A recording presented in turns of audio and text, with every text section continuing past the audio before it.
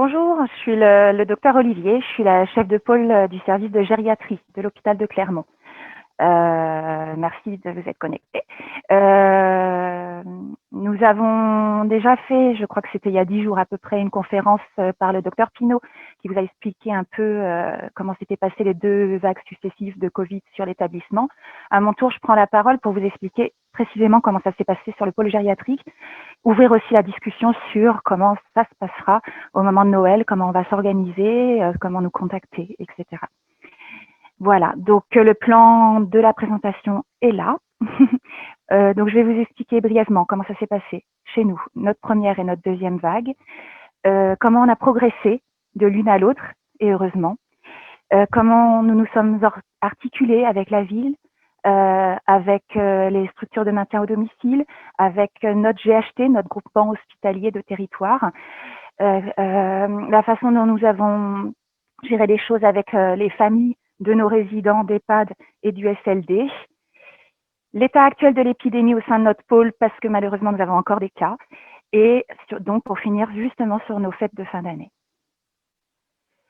Donc comment se sont passées nos 2 premières vagues? Donc je vous ai fait un petit résumé. Notre pôle, en préambule, voilà, j'ai perdu ma flèche. Notre pôle est constitué de 3 services. Un service de SSR, c'est-à-dire de rééducation, de moyen séjour, qui va suivre l'hospitalisation en médecine ou en chirurgie.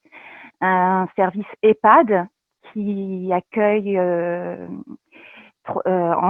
qui accueille 232 résidents, et un service long séjour qui accueille 88 résidents. Donc au total, on a 324 résidents EHPAD et USLD. C'est un gros service d'hébergement. Donc la première vague. La première vague, nous l'avons vécue entre mars et avril comme tout le monde. Ça a duré 2 mois pour nous. Ça a été terrible, très brutal, beaucoup de gens malades, même des soignants. Et là, j'ai fait un petit tableau pour vous résumer un petit peu notre bilan. Donc sur mars et avril, on a eu un EHPAD, parce que notre EHPAD, c'est 3 bâtiments. Donc on a eu un EHPAD qui a été touché, l'EHPAD du Pressoir, celui du centre. C'est un EHPAD qui accueille des résidents âgés, mais issus du secteur psychiatrique. Donc un petit peu plus jeunes que nos autres résidents. Et on a eu un grand bâtiment, le bâtiment du SLD, à l'intérieur duquel vivent 120 personnes. Qu'est-ce que c'est? Reporté. À l'intérieur duquel vivent 120 personnes très très très malades et très dépendantes. Et donc au total, ça faisait, on a eu sur 176 patients présents au moment du début de l'épidémie, nous avons eu 143 patients qui ont eu le Covid, 81%. Alors comment on a eu ce chiffre? On a compté les symptomatiques, ceux pour lesquels on a pu faire une PCR, parce qu'à l'époque on n'avait pas les PCR tout de suite, ceux pour lesquels on a pu faire une PCR à distance et qui étaient restés positifs, et les gens qui avaient une sérologie positive à l'issue de l'épidémie. Donc 8 patients sur 10 ont été malades. Et je ne vous cache pas que parmi les soignants, on a à peu près dans le même ordre de grandeur. Si on extrait de ce total du pressoir seul, qui est donc une unité EHPAD, où les gens sont beaucoup plus résistants, beaucoup moins fragiles, on a eu 75% quand même de l'unité qui a été atteinte. Là où ça diffère, c'est que dans le total, 30% étaient asymptomatiques. Et si on extrait l'EHPAD, 50% étaient asymptomatiques. Donc dans un EHPAD où les gens vont à peu près mieux, 1 sur 2 n'ont pas eu de symptômes durant cette maladie. Les décès, il y en a eu beaucoup, 30, ce qui représente 17% des patients présents au cours de la première vague. Et c'est allé très vite parce que sur 1 mois et demi, à peu près, 30 patients sont décédés, des fois plus d'1 par jour. Si on extrait donc l'EHPAD, vous voyez, il y a une mortalité quand même un peu plus faible, autour de 9%. La létalité, c'est-à-dire parmi les gens malades, combien sont décédés, elle a été de 21% au cours de cette épidémie. Donc, 1 patient malade sur 5 est décédé. Ça a été très, très lourd. Et on peut voir les différences avec la seconde vague, c'est-à-dire que le nombre de patients a été de 57% de l'unité. Donc là, ça a touché l'EHPAD du Gué du Faï, l'EHPAD qui est complètement à droite, qui accueille des patients déments ou ayant des gros soucis de santé qui font qu'ils ont une perte d'autonomie. Donc là, au cours de la deuxième vague, on a été très vite à les confiner et donc le Covid n'a atteint que la moitié du bâtiment. 41% étaient asymptomatiques. On a fait des dépistages systématiques. On était alors en moyen de le faire. Et donc, 4 sur 10 étaient asymptomatiques. Et nous n'avons eu que 8% de décès. La létalité, vous le voyez, elle était de l'ordre de 14%, ce qui correspond à peu près au chiffre de l'EHPAD seul au moment de mars. Et donc, bien inférieur, à, évidemment, quand on ajoute les patients les plus fragiles. J'avais lu des chiffres sur la létalité et je crois qu'elle est de l'ordre de, je les avais notés quelque part, chez le tout venant de 1,3%. Donc on voit qu'on est quand même, nous, hop, excusez-moi, voilà, on est bien au-dessus dans une population fragile. Donc, qu'est-ce qui nous a marqué? Qu'est-ce qui nous a marqué au cours de ces deux vagues? C'est la rapidité de diffusion du virus au sein des unités. Lors de la première vague, le premier cas, c'était le 2 mars. A posteriori, on a pu retrouver le premier cas de Covid sur notre unité de soins de longue durée.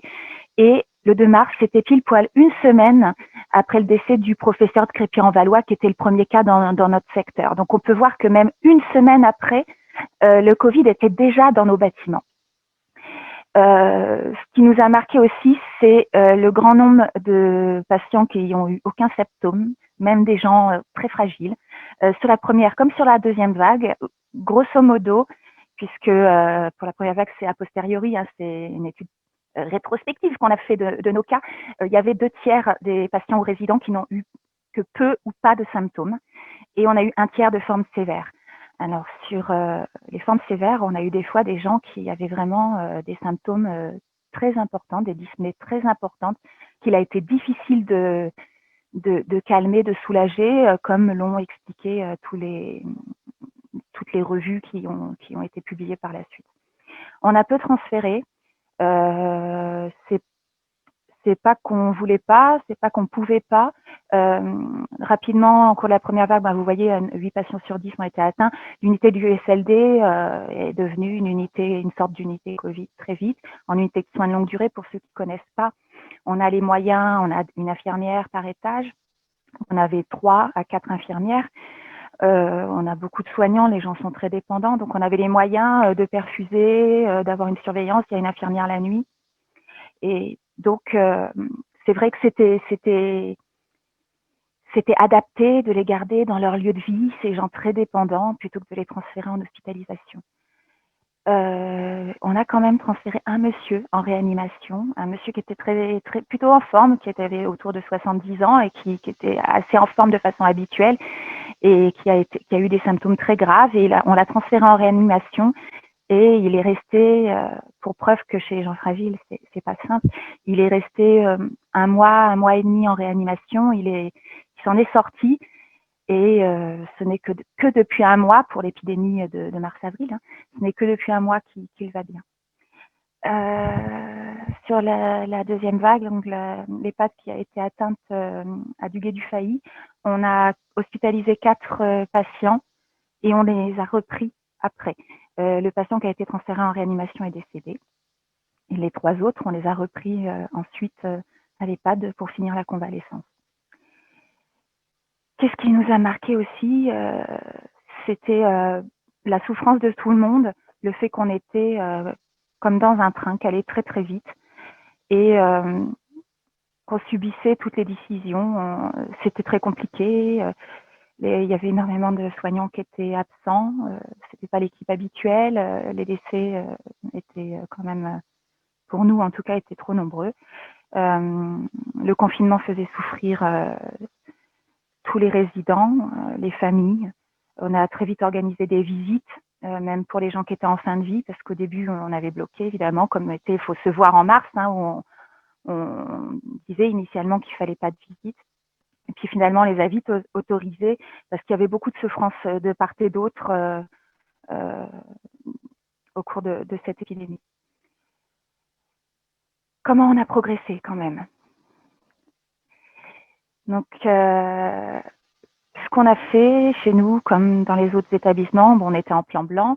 On a fait des cellules de crise tous les jours en mars, avril, qui ensuite se sont espacées 2 fois par semaine. Actuellement, on en est à 1 fois par semaine, plus elle est convoquée s'il y a un cluster au sein de l'établissement. On s'est rendu compte du rôle du masque. On a collaboré avec l'équipe opérationnelle d'hygiène qui était omniprésente. Et quand on parle d'équipe, nous sommes un petit centre hospitalier. Hein, ce sont 2 personnes qui se sont énormément investies au cours de ces deux phases. La médecine du travail, le psychologue du travail se sont investis aussi. Et sur le plan médical, sur le plan organisationnel, nous nous sommes améliorés quand même. Comme vous pouvez voir sur les flèches, la flèche du haut représente donc ce qu'on appelle vague, hein, ça m'énerve, mais bon, on fait avec. Donc la première vague de Covid sur l'établissement et en dessous la deuxième vague. Vous voyez le premier cas, c'était le 2 mars, c'est ce que j'ai expliqué tout à l'heure. On a confiné l'unité le lendemain. C'est pas parce qu'on s'était rendu compte du 2 mars, on savait pas encore qu'il y avait un malade dans l'unité. On a confiné parce que on a eu des directives gouvernementales qui nous ont dit de confiner. Et entre le premier cas, j'ai perdu ma souris, non. Entre le premier cas et la première PCR que nous avons pu faire dans l'unité, il s'est passé 15 jours. Parce qu'à l'époque, on avait peu accès au PCR et les recommandations initiales étaient de considérer au bout de 2 ou 3 cas, de considérer toute l'unité comme atteinte, ce qu'on a fait. Donc la première PCR, on l'a fait pour confirmer les diagnostics. On en a fait quelques-unes pour confirmer les diagnostics des patients symptomatiques. Et ensuite, on en a plus fait.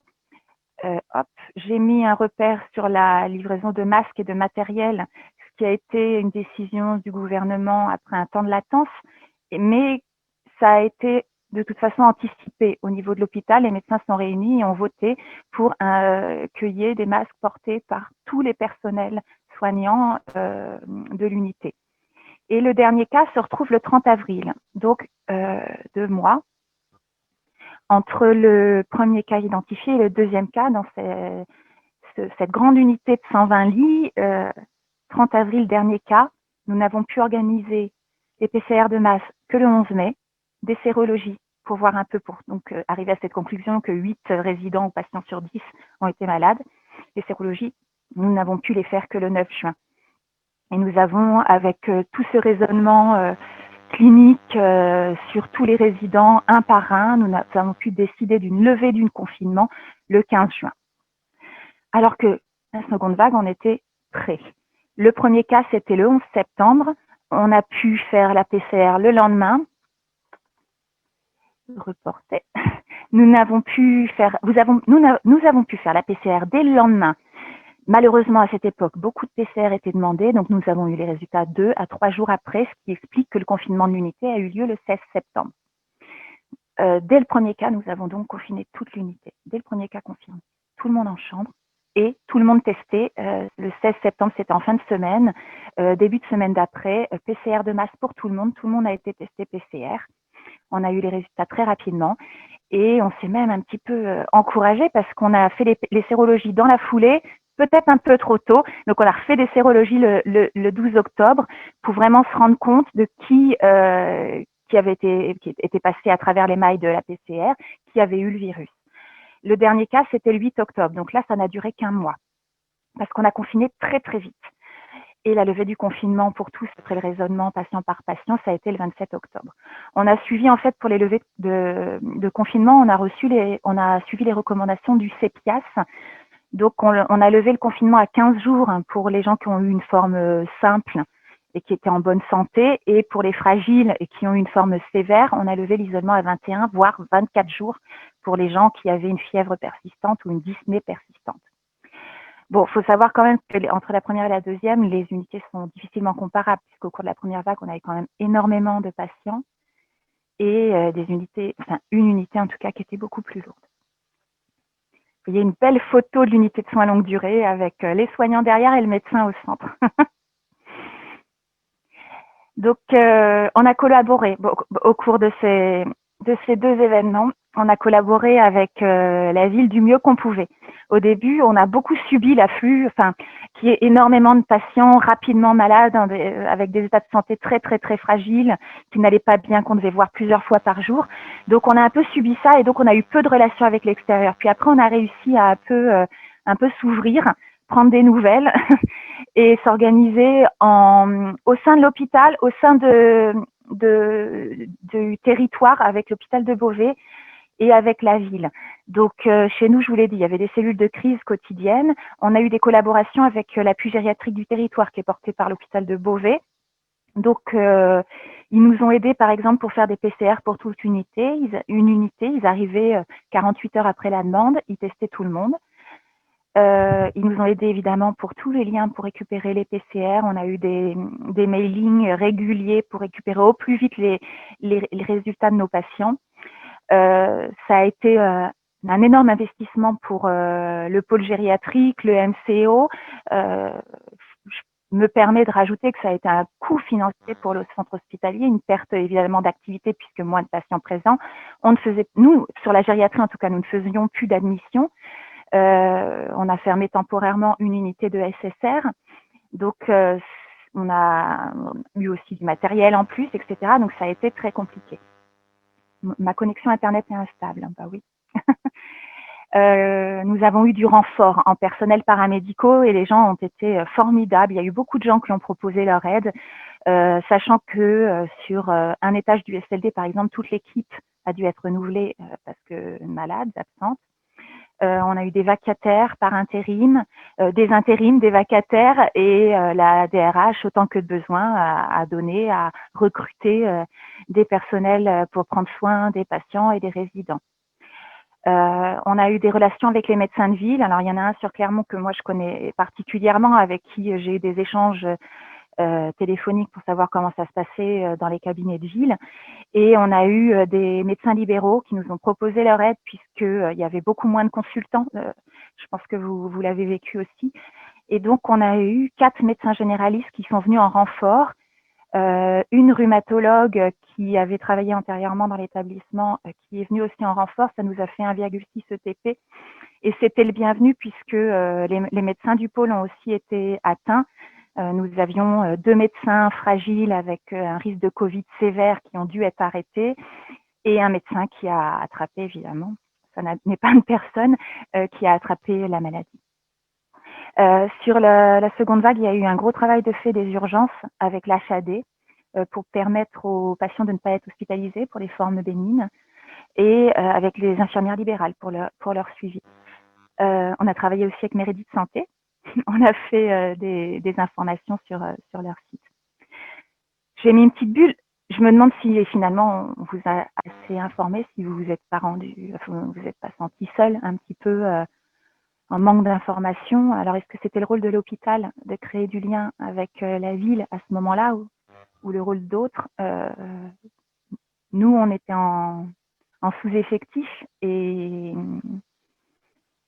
centré sur la prise en charge des patients en numéro 1. Donc, vous me direz après sur les questions éventuellement ce que vous a manqué cette période. Comment on a travaillé avec les familles? Alors, c'est très important en gériatrie, la relation avec la famille. C'est un peu comme en pédiatrie, c'est une relation à 3. C'est indispensable. Donc, on a communiqué. On a envoyé au cours de la première épidémie, on a envoyé en tout 6 courriers qui expliquaient nos décisions, par exemple une décision de confinement, la façon dont on pouvait avoir des visites, qui étaient les référents, etc. Et 6 courriers sur beaucoup de résidences, ça correspond à 255 mails avec un énorme investissement de la part des secrétaires. Et même on continue de communiquer avec eux par des courriers, donc avec ce mailing régulier et avec des courriers postaux aussi parce que tout le monde lit pas les mails. Nous avons aussi un outil de communication qui s'appelle le CVS, le Conseil de vie sociale, où il y a tous les représentants de l'équipe médicale et paramédicale. C'est animé par notre responsable des affaires gérontologiques, Madame Galmiche, et nous avons des représentants des familles, ce qui nous permet de présenter un petit peu nos projets et nos décisions à des représentants des familles, des résidents. Et il y a aussi des résidents qui siègent à ce CVS. On a eu beaucoup de liens téléphoniques. Alors les infirmières, les aides-soignantes répondaient régulièrement aux familles qui venaient demander des nouvelles de leurs proches. Les animateurs se sont aussi énormément investis. Nous avons eu des dons de tablettes. Donc ça a permis de maintenir le lien avec certaines familles qui étaient habituées à cet outil-là. Il y a eu des petites vidéos enregistrées qu'on a pu passer aux résidents. Il y a eu des courriers, il y a eu des photos envoyées. Voilà, on a fait notre mieux. Il y a eu beaucoup de satisfaction quand même. On a eu beaucoup de courriers de remerciements, de soutien. On a eu des enfants dans des écoles qui nous ont envoyé des pancartes avec des collages ou des photos d'eux avec des dessins. Ça, c'était vraiment très joli. Et on a eu beaucoup de cadeaux. On le voyait à la télé, on a eu des équipements, des lisières, des blouses, on a eu des jouets pour les enfants, pour les résidents, pardon. On a eu des dons de masques, de fleurs, des repas, enfin, c'était énorme. Il y a quand même eu des gens qui étaient mécontents et c'est logique parce que c'était une situation intolérable pour beaucoup de familles. On a eu 2 courriers particulièrement de mécontentement et c'était surtout de la souffrance pour les familles qui avaient pas vu leurs proches beaucoup au moment du décès. Avant ou au moment du décès, il y avait cette housse qui était intolérable, où ils ne pouvaient pas voir le visage de leurs proches initialement. Après, ça, vous savez que ça a été revu et qu'on pouvait ouvrir la housse, mais initialement, on ne pouvait pas. Donc, quand il y avait une souffrance, un mécontentement, les familles ont été reçues par moi, le directeur adjoint de l'établissement et la directrice des soins. On a retracé un peu comment ça s'était passé. On leur a assuré que les messages avaient été transmis et ce qui était vrai.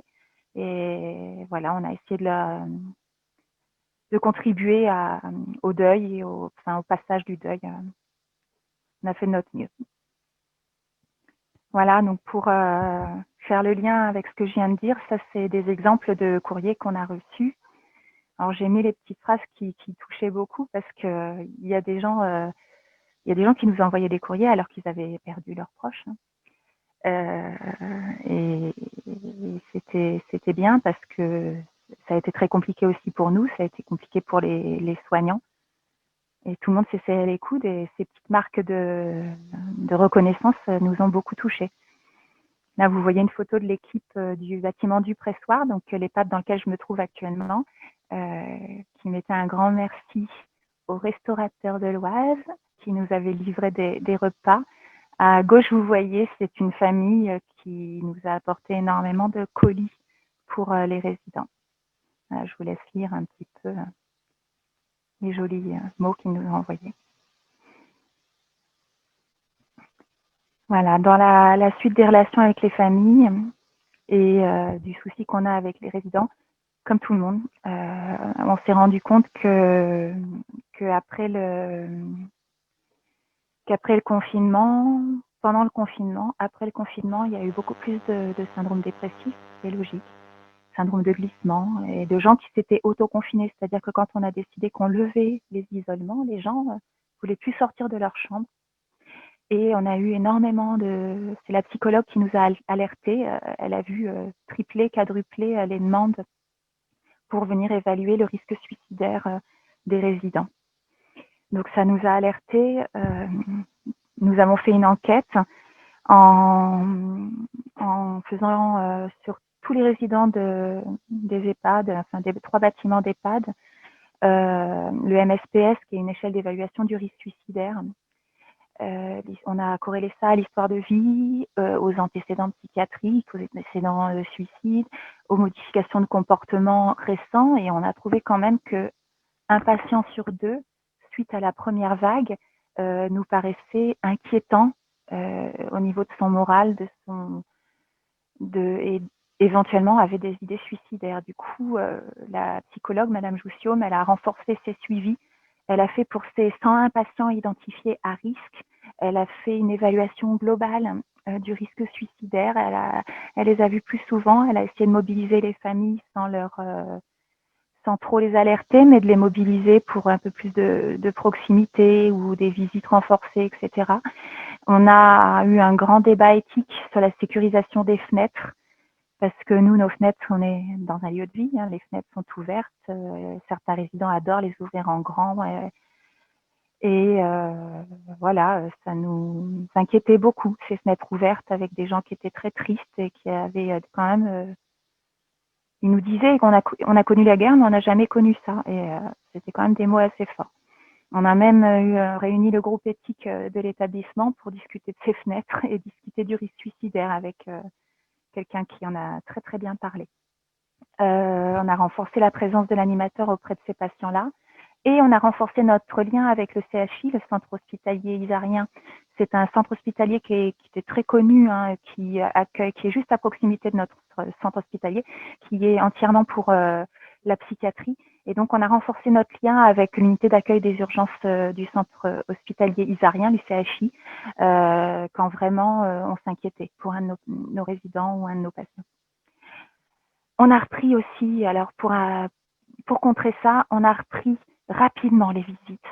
Et c'était merveilleux parce qu'en juin, donc 15 juin en EHPAD, 29 juin en USLD, on a pu reprendre les visites sans rendez-vous. Les familles venaient voir leurs proches comme avant et ça a fait beaucoup de bien à tout le monde. Et les résidents ont pu ressortir de l'établissement, aller se balader en ville. On est juste à côté du centre-ville de Clermont. On a donc un bâtiment où les gens sont un petit peu plus autonomes, les résidents sont un peu plus autonomes, qui vont beaucoup se balader en ville, vont acheter leurs cigarettes, etc. Et donc là, ça a été vraiment une bouffée d'oxygène au mois de juin, juillet et août. Mais on a eu la seconde vague et finalement, on l'a eu assez tôt. On l'a eu en septembre. Et c'est tombé donc sur le bâtiment du Gué du Failly. Donc, on est revenu à une régulation des visites très rapidement. Donc là, je sais qu'il y avait une demande de la part du secteur clermontois sur la façon dont on organisait nos visites. Donc, je vous ai mis les numéros de téléphone si vous avez des patients qui sont des familles de nos résidents. Normalement, ils ont tous été informés, ils ont reçu tous les courriers, mais au cas où, je vous les remets. Donc, pour l'unité de soins longue durée, c'est Madame Rondeau au 3600 qu'il faut contacter. Et pour les EHPAD, c'est Madame Baudron au 3732. Donc, comment ça s'organise? Ils viennent visiter leurs proches sans problème, mais c'est sur rendez-vous. Donc, on a une grille qu'on remplit des rendez-vous. On essaye de faire le maximum, d'augmenter le nombre de créneaux au maximum. Ils ont une charte à signer à l'arrivée. Ils doivent respecter les gestes barrières et les distances de sécurité comme partout.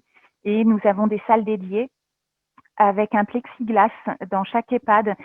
Il est de cette grandeur-là et ça permet de se voir sans masque, ce qui est assez agréable, et de se tenir les mains sur les côtés.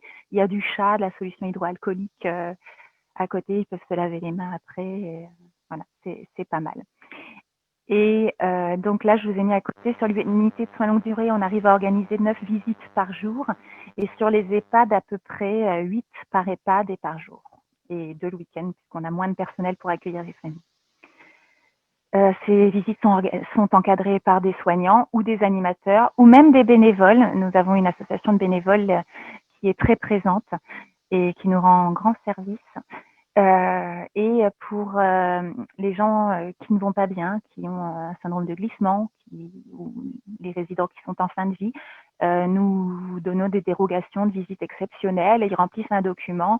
Certains, c'est visite à volonté, d'autres, c'est 2 fois par semaine pour venir voir leurs proches. Et c'est assez fréquent hein, qu'on donne ça, on le donne facilement. Où on en est actuellement? Bon, c'est pas génial parce que ça nous est retombé dessus et on n'est pas très content. Et donc, sur l'unité de soins longue durée, ce grand bâtiment, il n'y a pas de cas. On est très content de ça. Sur l'EHPAD Parmentier qui se trouve à ma gauche, il n'y a pas de cas non plus. Sur l'EHPAD La Mienne à Dupressoir, il n'y a pas de cas. Par contre, sur Duguay du Failly, et oui, la même qui a été atteinte au mois de septembre, nous avons à nouveau 22 cas. Donc, comment ça s'est passé? Nous avions levé les isolements à l'issue de du premier épisode du mois de septembre. Et le 7 décembre, nous avons eu quelqu'un de symptomatique. On a testé PCR, on a eu le résultat positif.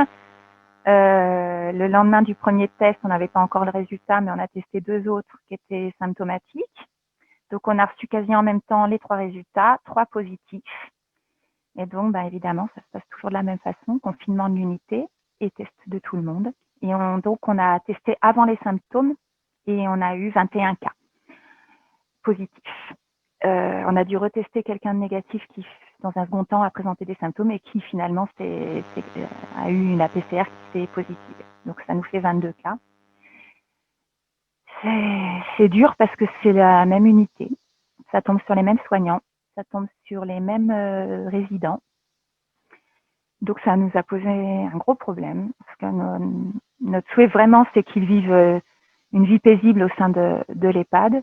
Donc on a décidé de confiner les négatifs, c'est-à-dire ceux qui n'avaient jamais eu le Covid, pour pas qu'ils l'attrapent de ceux qui sont positifs, et de confiner ceux qui actuellement sont malades. Ceux qui l'ont eu en septembre, nous avons décidé de ne pas les confiner. C'est vachement bien, en théorie. C'est pas très pratique, en fait, parce que les soignants savent pas qui l'a eu, qui l'a pas eu. On a fait un affichage sur les chambres, mais une fois qu'ils sont dehors, c'est compliqué. Donc, on encourage quand même les immunisés, on va dire, à rester dans le coin de leur chambre. Oh, j'ai perdu mon truc. Non, ça c'est pas pour tout de suite. Voilà. Comment cette personne s'est contaminée? A priori, elle a été une semaine avant visiter une famille d'accueil. On a une enquête qui est en cours pour identifier. En tout cas, la contamination vient de l'extérieur, puisqu'on a initialement testé tous les soignants aussi, et il n'y avait pas de cas. Après, il y en a évidemment, mais pas beaucoup. Pour l'instant, on doit avoir qu'un cas sur ce bâtiment-là. Sur le SSR aussi. Alors le SSR, c'est le moyen séjour. J'en ai pas parlé jusqu'à maintenant parce que depuis mars, il n'y a pas eu de cas Covid. On était très contents. Et en fait, on a eu un premier cas le 18 novembre. Donc sur l'hôpital, le docteur Pinault vous a expliqué, on fonctionne de façon très carrée. Tous les patients hospitalisés qui viennent des urgences sont testés PCR avant de monter en médecine. Donc normalement, on arrive vraiment à filtrer. Ceux qui ont le Covid, ils sont isolés dans un endroit bien spécifique et tout seul. Et normalement, il n'y avait aucune raison que ça arrive jusqu'au SSR. On n'a pas de bol. Le 18 novembre, on a eu un cas symptomatique qui a été transféré immédiatement en médecine. Sa voisine de chambre rapidement positive. Donc, on a testé tout l'étage du SLD, de SSR. Et donc, on ne sait pas comment cette dame s'est contaminée. On a eu une famille qui était positive, un membre de sa famille qui était positif, mais peut-être après. Et on avait quand même quelques soignants qui étaient positifs. On a du mal à déterminer une chronologie et en même temps, c'est pas bien grave. C'est la faute de personne. Donc, temporairement sur le SSR, qu'est-ce qu'on a fait? On a arrêté les entrées, on a arrêté les sorties. Et donc, on a testé tout le monde. Le bilan, là, on est quand même loin de 18 novembre. On est un mois plus tard. On a 11 cas Covid. Il y en a 4 qui ont fait des allers-retours en médecine. Il y en a 2 qui sont décédés. Donc 11 cas sur 18 patients initialement, pour dire combien c'est contagieux. On a eu 2 décès non Covid, hein, rien à voir. On a un qui était immunisé, qui l'avait déjà eu. Et nous en avons 4 qui sont restés négatifs. 3 ont été transférés en chirurgie parce que le projet, c'était le transfert en chirurgie. Ils sont restés isolés en chirurgie et contrôlés, ils sont restés négatifs. Et il y en a une qui est restée isolée en chambre et qui est toujours négatif et qu'on protège vraiment énormément. Les visites se sont poursuivies sur dérogation comme d'habitude et l'activité au sein du SSR devrait reprendre au 1er janvier. Donc les fêtes de fin d'année, on a énormément réfléchi. Ça nous a vraiment beaucoup posé de problèmes de réfléchir. Enfin, de problèmes éthiques. Nous, on a sur l'hôpital de Clermont, sur le pôle de gériatrie, c'est porté par Madame Galmiche et moi. Notre souci premier, évidemment, la sécurité des patients, mais aussi leur bonheur. Ça fait plaisir à personne de venir vivre en EHPAD. Et donc, nous, on se réunit régulièrement, on parle tous ensemble. Notre premier souci, c'est qu'ils se sentent bien et qu'on prenne en compte leur état de santé mentale, aussi bien que leur état de santé physique. Et voilà, de n'oublier personne et de réfléchir vraiment à ce qu'il faut faire. Du coup, ça fait un mois qu'on réfléchit à ces fêtes de fin d'année. Ça fait un mois qu'on a une réunion toutes les semaines à peser le pour et le contre des sorties en famille, des visites renforcées, c'est-à-dire de provoquer l'afflux massif vers les EHPAD de membres de la famille. Et on s'est demandé combien, on s'est demandé qui, on s'est demandé pour les sorties, est-ce qu'on autorise à tout le monde? On s'est posé plein de questions. On est arrivé à un consensus vendredi dernier et vendredi soir, on a eu un petit appel du directeur de Beauvais qui nous a dit que non, ce week-end, il allait être annoncé que les EHPAD devaient renforcer les visites et prévoir des sorties en famille. Du coup, rebelote, on s'est réorganisé et moi, ça me va. Je trouve ça bien parce que ça va leur faire du bien. Ce dont j'ai peur, c'est l'après. C'est au mois de janvier. Donc, on verra. On verra au mois de janvier. Donc, comment ça va se passer cette année? On a un artiste, comme tous les ans, qui est prévu dans toutes les unités. Donc, il passe dans tous les EHPAD. Il fait un petit spectacle d'une demi-heure, 1 heure. Et il passe à tous les étages de l'unité de soins longue durée. On a prévu des cadeaux. Alors, on a eu des dons de la part de familles, de la part d'associations pour les résidents. Donc, c'est super top. Ça va leur faire énormément plaisir, surtout pour ceux qui ne sortiront pas. Nous avons décidé de renforcer les visites en famille entre le 24 et le 3 janvier. Nous avons recruté des contrats courts, des jeunes, un passe permis, qui donc vont s'occuper d'accueillir les familles et de leur prendre la température, de leur faire remplir un auto-questionnaire sur le Covid pour vraiment cadrer les visites, éviter les catastrophes, qu'une épidémie reprenne et que ça se passe bien dans l'intérêt de nos résidents et de nos patients du SLD. Si c'est vraiment pas possible, nous avons la possibilité avec les tablettes de faire des visites virtuelles. On a écrit une charte de bonne conduite parce qu'il y a quand même des familles qui oublient leur masque ou qui l'enlèvent ou qui bisouillent. Et non, c'est plus possible. C'est plus possible. Là, on ne peut pas bisouiller. Et un auto-questionnaire donc sur leur signe clinique, sur s'ils sont fait tester PCR, sérologie, pour identifier le risque d'amener le Covid ou la Covid dans nos unités. Et nous avons décidé d'accorder des sorties. Alors, les secrétaires ont fait un boulot colossal cette semaine.